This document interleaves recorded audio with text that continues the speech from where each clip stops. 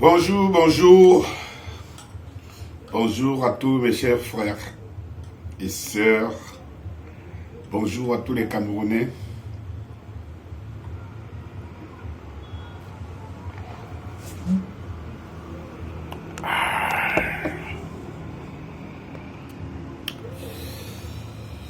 Rigo, Rigo. Magnan. Rigobert Songbahanak. Capitaine Courage. L'homme triplement lion. Et tout. Bonjour à tous mes frères, une fois de plus. Bonjour à tous les Camerounais. Bonjour à ceux qui sont de plus en plus nombreux à s'abonner sur ma page YouTube. Ceux qui ne pensent pas que la vie c'est un jeu, ceux qui ne pensent pas que le Cameroun ne mérite que des espaces de divertissement et tout. Comme j'ai l'habitude de le dire, c'est que pendant que tous les Camerounais s'intéressent au divertissement et tout, c'est pour cela que je veux dire les influenceurs et blogueurs ont des millions de vues parce que nous sommes dans l'aspect divertissement. Et voilà, nous sommes là pour instruire les Camerounais, nous sommes comme les gardiens de l'espace camerounais pour que tout ne disparaisse pas. Vous savez, quand vous vous réveillez un matin, c'est comme là, je suis rendu compte que sur la fenêtre de ma chambre, vous avez des bars et tout cela qui se multiplient de plus en plus au Cameroun depuis pas mal d'années. C'est l'activité première. Si vous allez vous rendre compte de ceux qui sont dans ces bars-là, ce sont la plupart du temps, 70% sont des Bentikinaires. Et quand vous cherchez qui sont ces 70% des Bentikinaires, c'est 70% des Camerounais qui étaient destinés à faire rêver ce pays ici. Et tout. Donc, vous voyez à quoi ça... ce que je voudrais dire. Mais ce n'est pas pour ça que je vous fais cette petite vidéo ce matin. Je voudrais parler du capitaine Rigobert Songbahanak, capitaine Courage, triple lion et tout ce que vous voulez. Il y a, lorsque Rigobert est nommé, je vois un peu l'enthousiasme, surtout l'enthousiasme de certains de mes frères Bassar tout autour. Ce n'est que normal, mais ce n'est pas normal de l'exposer. Et j'ai estimé que ce n'était pas opportun. Le poste dont tu as été nommé, c'est un poste très délicat pour des Camerounais qui sont passionnés de divertissement, justement, dans le football en particulier, et du sport et du loisir, quoi, et dans le football en particulier. Et tu vois très vite, les Lions perdent le match aller contre l'Algérie, et très rapidement, Rigo, tu essuies toutes les critiques des 28 millions d'entraîneurs camerounais que nous sommes. Je dis bien 28 millions. Vous savez, quand les Camerounais vous parlent, hein, quelqu'un vient, il te trouve dans ton affaire, il te parle, quand il te parle, tu as l'impression que c'est lui-même qui est fondateur de cette affaire-là. Il est l'alpha et l'oméga. C'est ça, comme pour dire que c'est plus facile de critiquer celui qui joue au foot, mais il faut mettre les godasses et qu'on t'envoie le ballon pour voir à quoi le ballon ressemble sur tes pieds. Et puis, Rigo, tu es entraîneur de foot, on ne te connaît pas comme super entraîneur, comme grand entraîneur, ça c'est vrai. Mais, tu vois, ces critiques, qu'est-ce qu'elles visent? Elles visent à t'aider de transformer cette bande de Camerounais très moyens, très moyen et en dessous de la moyenne même qui constitue l'équipe nationale du Cameroun et dont on croirait à en voir les critiques que le tout était de mettre un entraîneur, beaucoup plus même encore un entraîneur camerounais et national, et que c'est lui qui fera le miracle, qui jouera à la place des 11 joueurs, et non seulement jouer à la place des 11 joueurs, mais je ne sais pas, définir un courant cosmique qui permette en sorte que, même si vous avez en face, on a en face de nous une équipe superbement puissante, que nous puissions automatiquement gagner. Si ce n'est pas le cas, je ne comprends pas pourquoi les critiques, tu peux essuyer autant de critiques. Je ne comprends pas. Il faut bien qu'on m'explique. Des deux, on voudrait que tu transformes justement ces gars que je dis en dessous de la moyenne et très moyens par rapport à leur carrière. Quand je le dis, il faut bien remarquer que 80% ou 90% ou 95% de l'équipe nationale camerounaise sont des joueurs très moyens. Ce ne sont pas des joueurs explosifs dans le monde du football, dans la planète football. Aujourd'hui, ce ne sont pas des joueurs explosifs. C'est des joueurs qui ne puisent leur essence dans la collectivité. Parce qu'ils jouent ensemble, ils peuvent jouer ensemble à l'équipe nationale. On a vu, en l'occurrence, un gardien, je crois qu'on appelle, qui Fabrice Ondoa, c'est Ondoa. Oui. Et donc, je vois beaucoup de nostalgiques ici qui se targuent de dire qu'il est le meilleur gardien actuellement, mais pourtant, il n'a jamais rien prouvé en dehors de l'équipe nationale. Donc, le niveau n'est pas à point. Eh bien, dès que vous avez dans une équipe médiocre, et qu'on vous demande de transformer cette équipe, de transformer par exemple tous les avant-centres camerounais, de les transformer qu'ils deviennent Sadio Mané, Salah, je vais dire encore et tous les meilleurs joueurs. Je trouve quand même que ce n'est pas construit, ce n'est pas logique dans nos têtes. Ce n'est pas logique. Mais si tu vois bien les critiques, c'est ce qu'on te demande, quoi. On te demande de faire la magie. Parce que les Camerounais aiment le tout de suite. Le tout de suite. C'est leur problème, le tout de suite. Les Camerounais, je ne sais pas comment on a réussi à boucher, à nous boucher, nous les Camerounais, au point où on refuse de construire les choses dans le temps. On vit l'instant. On vit dans la jouissance. On se contente du contentement. Ce qu'ils ne remarquent pas, c'est que c'est la première fois qu'on nomme un entraîneur, un team manager, le sélectionneur. Cela veut dire que le rôle qu'on t'a donné, c'est de construire une équipe nationale pour des générations futures.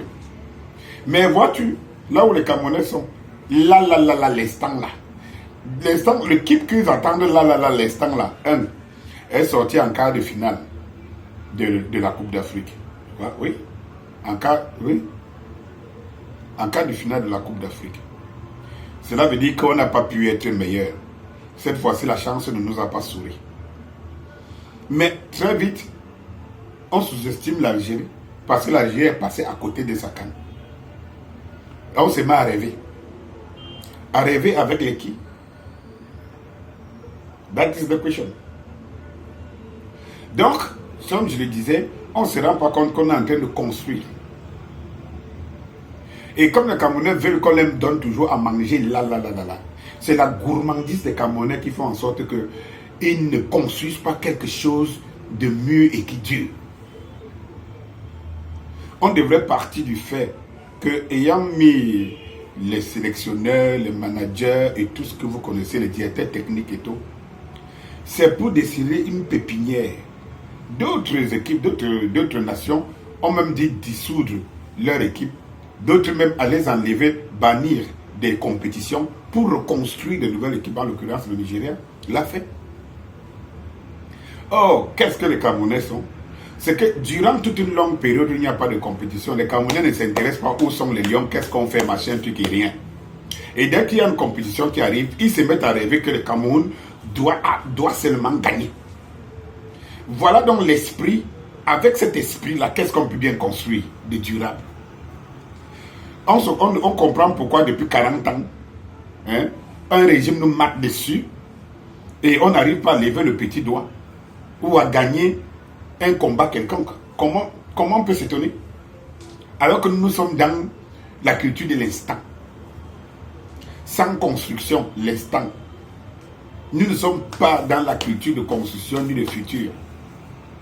Eh bien, ils ne savent pas que c'est l'objectif à atteindre.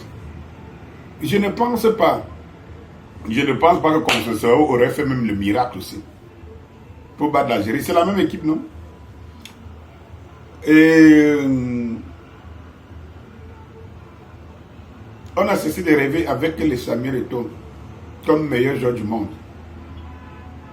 Mais je me demande si les Camerounais se posent la question si être meilleur ne veut rien dire. Être grand ne veut rien dire. Parce que si les équipes se construisent à travers leurs meilleurs joueurs et qui sont les meilleurs au monde, comment les Camerounais peuvent se mettre à rêver avec une équipe de leurs frères qui sont moyennes en tout dans la planète football? Cela veut dire que le principe de l'excellence n'existe pas il existe de moins en moins dans la culture des Camerounais. Est-ce que sur le papier, si on met l'Algérie sur le papier, on met le Cameroun, on devrait gagner? Est-ce que sur le papier, si on met le Sénégal, on met le Cameroun, on devrait gagner? Au lieu qu'on se concentre donc à construire une équipe compétitive. Quand les Sénégalais venaient au Cameroun, ils ont dit qu'ils ont une équipe qui est capable de gagner la Coupe d'Afrique et ils ne comprendraient pas qu'ils ne la gagnent pas cette fois-ci. Et ils ont gagné la Coupe d'Afrique parce que dans leur équipe, c'est la meilleure équipe d'Afrique. Même si on a perdu au match éliminatoire contre l'Égypte, l'Égypte n'est pas petite équipe d'ailleurs.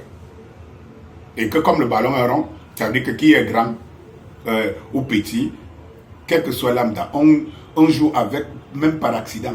C'est là quand on est en compétition, voilà, on joue sur le hasard. Le petit peut battre le grand. Ce n'est pas parce que le petit a battu le grand qu'il est devenu grand.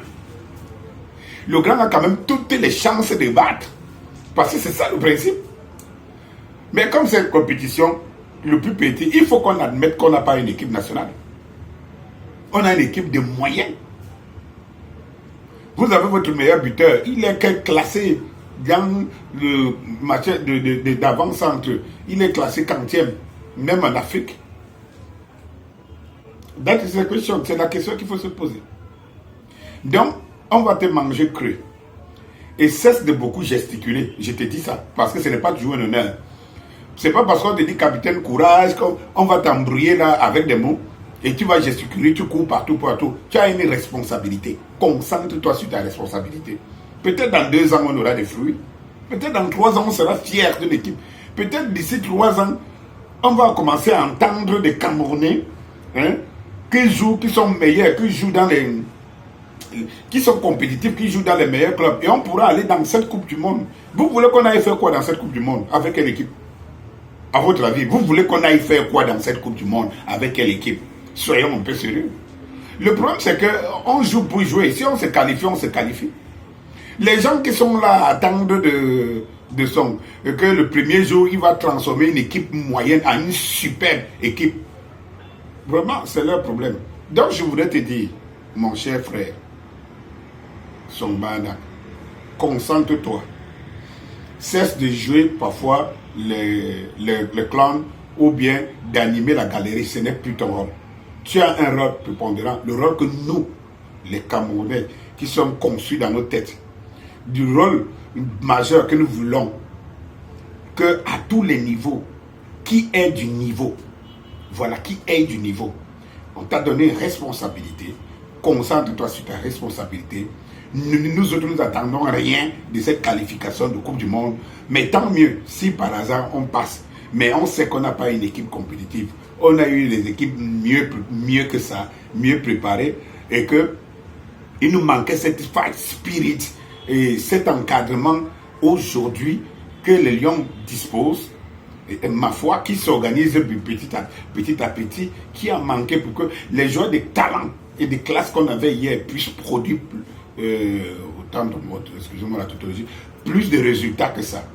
Donc aujourd'hui, concentre-toi. Évite de trop, machin, tu concentre-toi. Oui, et il faut se dire une chose, c'est qu'on ne s'assoit pas sur tes défaites et tout, parce qu'aujourd'hui, là où nous sommes là, nous savons très bien et très clairement que nous n'avons pas une équipe de grands compétiteurs. Nous le savons. Nous le savons. Mais construire une fight spirit, quelque chose de dur et de durable, ça ne se fera pas aussi à une compétition. C'est pour cela, t'inquiète, capitaine, courage. Tu restes capitaine, courage, et que ton courage sourit. pour des générations futures. Allez, bonne journée.